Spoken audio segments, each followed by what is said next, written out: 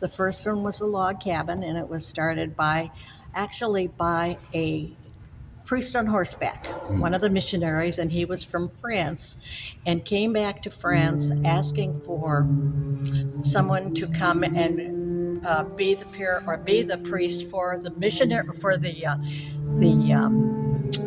settlers who came in and the Indians that had been baptized. Yes, ma'am. So by the time we needed this church, there were 1,000 students in Notre Dame already. And so we needed a second church, we needed a church to replace the second one that was here. So that's when this started in 1871. The windows are the largest collection of 19th century French leaded glass in the United States, but also possibly in the world, because many of them were destroyed in the Second World War.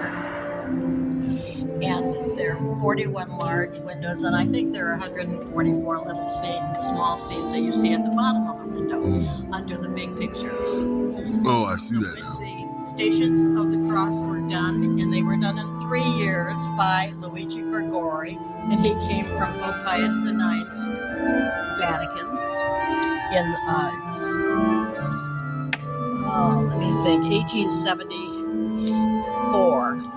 And by 1879, the church was complete enough to have the windows in and the Stations of the Cross. But Father Soren also needed to have pictures, so he decided rather than pictures to hang on the walls, he would have pictures painted on the walls.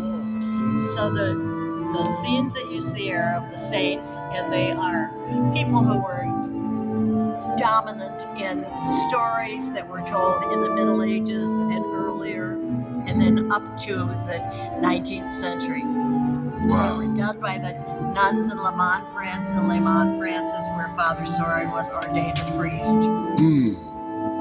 What you see today is very much what was done in 1888 when the church was consecrated. In 1888. There are 3 altars. The small altar in the back was done in Bernini's studio. Back here? In the back, yes. Okay. And you're welcome to walk all the way through the church and take pictures. Yes, ma'am. And the large, tall, high altar in the front, or in the middle, was made in Paris for this church. It was, it's the answer to, or the rendition of Revelations 21 in the Bible. The story of the tribes of Jerusalem, tribes of can't even think of the word now. Starting to lose it. So they were done. That was done, and the way the church looks today is how it looked in 1888. Really? So in 1888 they would have. But new floor, but. The church itself, the walls, the paintings, the altars, those were all done. But you have to realize it was done before electricity. So when the church was dedicated in 1888, a switch was pulled and all the lights went on. Oh, really? Are you serious? And 7 buildings were also electrified at that time. And I have read that one of the generators from Edison's workshop in New Jersey was the working piece that made the lights go on. Yes. Really? Now we got a new organ about 4 years ago. It was built here. The pipes were made in Spokane, Washington area, and the builder was from a family of builders, and he studied also in Holland. He was very well known for making organs. And so he studied in Poland? Yes, in Oregon. In Portland, Oregon. And so they brought everything in an 18-wheeler, and people from this parish were asked to come and help unload it. Huge boxes full of pipes that were made in Oregon. The casework for this organ was done there, but never assembled until it came into this church.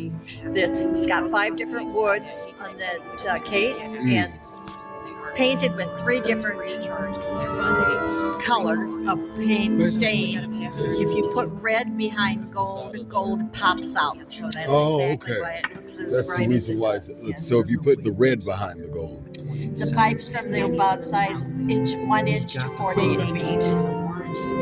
Wow. That is So that just was all beautiful. done, and then did close the church for a couple of months in the summer to go ahead and assemble that because it Yes, was ma'am. assembled in the church. They took out 6 rows of pews and put scaffolding there so that they could go ahead and build right in the church. Now, did the old organ, did it look similar to the one? I'm sorry? Did the old organ look similar to this one, or I can't hear you. did the old organ look similar to the one that's here? No, it was smaller, and what we did, we recycle everything. And so there was a church down the road that needed an altar. I mean, that needed an organ, and so we gave it to them. If they would haul it out, that was theirs. Oh, wow. Pius X is the name of the church, and that a lot of those people come to this for mass, and we go there. Right. And Father Schooler is a very good friend. And so Yes, he says mass here once in a while too. He usually does graduations and stuff for the high school. And Oh, neat. in this church. Y'all's children go to Catholic school, right? Yeah. Our kids go to St. John's. His brother. John the Baptist. Yep. Yeah. His brother and sister go to St. Joe High School. So did I. Oh, isn't that something? Not much before your brother. Yeah, his brother's a freshman. His sister's a sophomore. Oh, yeah. Oh, cool. Very good. And so our kids are. Yeah, it's just, we had 13 churches at a one big time when I was community. growing up in South Bend. There were churches and schools. South Bend has a big Catholic. It was very community. Catholic, yeah. Even before, when you start when this little church was too small to go ahead and handle the people that were in the community.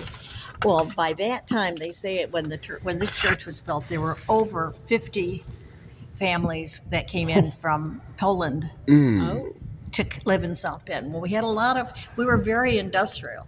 And so the factories needed the workers. And so they would send representatives to go ahead and say, bring your family. We need to have you come to the United States. Wow. And so we'll go ahead and pay your way to come on the steamship. And then when you get here, we'll send transportation, probably the train, maybe, I don't know, buses at that time, but train, and brought them up here. And then corporations factories did this very smart thing. They built a neighborhood. They built the houses, and you paid them for your house. So not only did you have a house, you had a job, and the company had your loyalty because they held the mortgage on your house. So We weren't quitting there. We weren't quitting there You're anytime not soon. taking any chances, We're going to cover all bases. Right. And so, like I said, we had over 1,000 students here at that time. So that meant, and they were from all over because the railroad had come through in 1851. And so we had trains coming in from the West Coast and the East Coast. And Chicago's only an hour west of us. Now, he was telling me that you can take a train to Chicago. It's called the South Shore. The South Shore. Yeah, you go to the airport. You go to the airport here, And you pick it up there. and does it run all through the day and night, or how does that work? I don't know how many, but there's several. Several. Okay. Yeah. And about 5, 6. Takes about 2 hours. on a train? Yeah. Oh, I gotta do it. And Oh about, yeah, it's great. It's not glamorous. it's not glamorous. No, Well, I don't. no. Well, after coming to Notre Dame, I don't know what else can be glamorous in my life. The fact that it was just it's very easy to do. And of course that's Father Soren and Notre Dame. It's all part of theirs. They actually built a spur line to come into Notre Dame. Oh, really? So they brought their students in. So they brought them from New York, or they brought them from Chicago, or from the West. Wow. Because you could come up from. Well, when you go into Chicago, you can pick up the spirit. You can go down to New Orleans, on the city of New Orleans, and you can go into the East Coast to New York. It takes you right to New York. Takes you right from Chicago. It'll take you all the way to L.A. Wow. Well, And I Denver. didn't realize that. And Denver and San Francisco. It'll take you all the way there. So just come to South Bend, you can get anywhere in And the not world. only that, but if you Go to want Notre you Dame. can drive. You can go on A90, 88, 81, 80, and 90, and it'll take you to the Pacific Ocean. Really? Now, I've have done all you that. you've done all of Yep. that? Well, we used to have my husband's family used to have a travel agency. Okay. And so we did the Notre Dame football trips. Oh, really? When my father-in-law started that in 1930 something, and 35 or 36, and decided that if he talked to Notre Dame, and what did we do first? Well, we had the parking at Notre Dame from 1927 for the cars that came in for the football games. So then in 1936, he decided that he was going to run trips to ball games. And so he said to Notre Dame, and I know the stories that he came to the priests and he said, if you allow us to have a few football tickets, we'll pay for them. But we have the tickets, we'll take your team and their families on the trip with us for nothing. And so that worked out very well for them and for us. And so we did it until 2002. Wow. From 1930 36. 36 to 2002. So That's I've quite been in inspirational. Pittsburgh 17 times. I mean, if you play every other year, and you play out of town every other year, or they play here, that was how long those series lasted. Yes, ma'am. So I have gone up to San Francisco. I've had in Denver and San Diego and Texas and Arizona and so Wow. Yes, ma'am. a lot of them, and of course New Orleans. That's one of my favorite cities too. My daughter loves New Orleans. She I goes love it. back as often as she can. She used to work for Vail Resorts, and so on the summertime when they didn't have any skiing, she would go down to New Orleans. So Yes, for ma'am. 2 or 3 for a week. They worked that terrible hurricane they had. She and her husband went down and restored 2 houses, brought them back so that people could live in them. Yes, ma'am. Not that they decorated them, but she said the first thing they gave you were steel-toed boots and a shovel. And a show. Yeah. Man, And then you were qualified after you killed your first snake or scorpion. Oh, then you were qualified. Oh, well. I said, "Did you do that?" And she said, "No, we had the AmeriCorps kids do it. They loved it." But she said she wasn't. She was terrified. That's what I started a small travel company called Juby. It's called Ameriserve by Juby. Travel Genius. I think we found the travel genius right here. You. That's right. I'll So, be glad to give tours. yes, ma'am. Yes, ma'am. I keep dropping everything Well, everywhere. that's when I started to do them because I figured that nobody was doing tours in my city, and my city had a lot to offer. I have to lock you off. So- Yes, ma'am. There's so many hidden. Live in a small town, and there's so many Well, people hidden don't know about gems, it, and they don't know about it. And so people would come to my husband and say, "What can she talk about for 4 hours?" He said, "You ever meet my wife?" You sound like a Methodist preacher. And that was it, exactly. I just I knew where things were, and I knew the stories, and I know the stories about Notre Dame. Yes, ma'am. I've been doing this for over 10 years. So, what would you say is what's the most interesting story that you have for Notre Dame? For Notre Dame? Yes, ma'am. Oh, the stories about how when Notre Dame started, with Father Sorin and the grotto. The grotto is a smaller rendition of the grotto that's in Lourdes, and the Blessed Mother appeared in Lourdes 18 times to Bernadette, and so one of the things that made it so important to the rest of the world was the fact that Blessed Mother said to Bernadette, who was a very illiterate young woman, she couldn't read or write when she started out, and she ended up being a saint. So you don't have to be. The Blessed Mother didn't appear to too many kings and queens. She appeared to people who were her people, Amen. people in the world. And so she told Bernadette to go ahead and dig in the earth and get some of that water and rub it on, and it would be a special thing. And so Bernadette said, "There's no spring," and she said, "Just dig in the earth," and she did, and there was a spring. There was water. And so because things were too spiritual. Things that were unbelievable happening, So people were starting to get very interested in stories. They wanted to know why this was happening and was there some use to it and why was this poor girl becoming so important. Well, they were going to even put her in jail. Even the priests were saying, you can't be saying things like that. She said, the lady tells me. And so they were talking.